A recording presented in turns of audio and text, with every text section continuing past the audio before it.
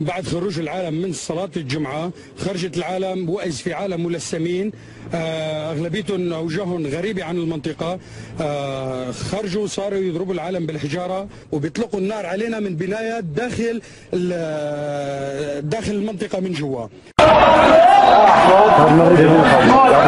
صوت على الهدف. شوفوا اللاعبين دير بالك كويس تحت راسك. شفتوا؟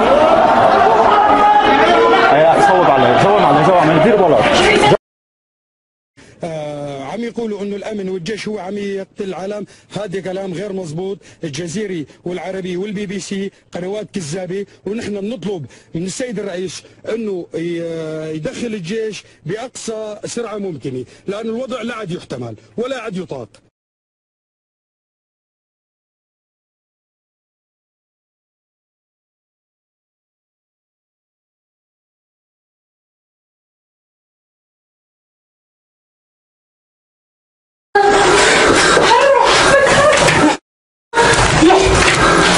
هي برز البلد 15/7/2011. اطلاق نار على المتظاهرين.